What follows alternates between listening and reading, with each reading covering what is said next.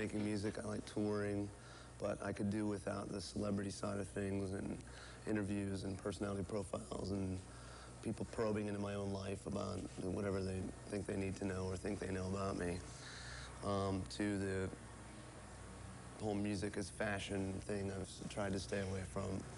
But I've kind of realized that it is a necessary part of, I mean, image and the way you're portrayed is part of the whole ball of wax.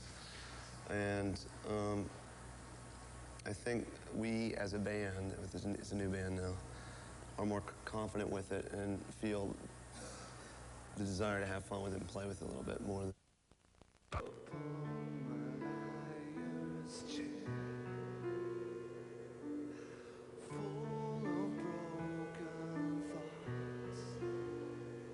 The theme of pigs on the album, any particular reason?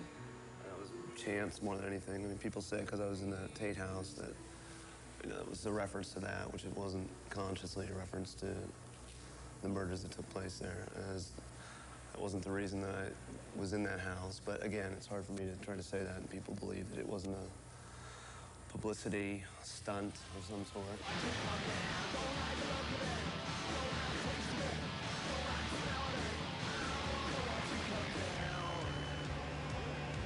March of the Pigs has nothing to do with the Tate murders or anything like that.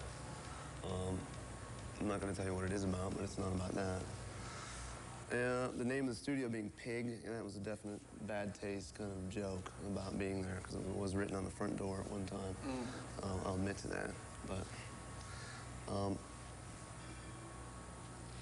there's no unifying. Pig doesn't mean one thing on that record. The same thing, song to song, even within a song, it means different things. It's cool to do a show and see the people that show up, you know, and the people that tend to relate to that are not necessarily the super mainstream, well-adjusted people, you know, so. I do think, I mean, I hope that there's some people receiving whatever's being said. That's slightly out of the mainstream, that doesn't fit neatly into a marketing package, I think requires working with a company that fully understands what you want to do and can support you in what you're attempting to do. You know, when I listen to the radio and I watch MTV and I see what people buy, most of it I don't like, and I wonder, well, who's buying this stuff, you know? And, I mean, it's my own taste, but the way I can sit back and bitch about it, or I can try to make music that I think is good and try to shift the curve a little bit.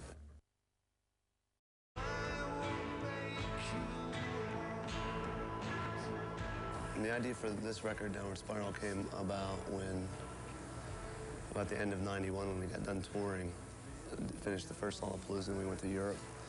And I was sitting in a hotel room, and I was kind of seeing that the energy that Nine Inch Nails was drawing upon was a definite negative vibe, and although it was powerful, it's ultimately not the end of the road, but it means towards something else. I'm not sure what that is. But and I kind of came up with the idea of Downward Spiral, which I knew would be a pretty harrowing exploration of that.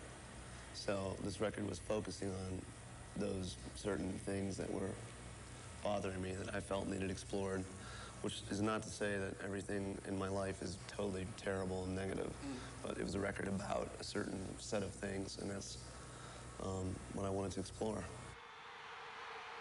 Is the recording career an extension of physically and mentally who you are? It's all that I am right now. It's I mean, for the last, I don't know how long. I mean, for the last, since things started happening, I've become what I do, you know, and it's, you know, someone saying, what do you do for fun? You know, how do you relax? Sleep at my hotel room after the show. I don't know. There's no time off, really, so. There is no divorce from the character on the stage, from the character that Well, the sits character there? on the stage is an amplification of me, of energy of me, of my personality. And I don't walk around throwing mic stands around when I'm eating dinner at a restaurant or something like that. But it's not an act. It was never conceived to be some persona that I, you know, it's not me. It is me. It's a different side of me.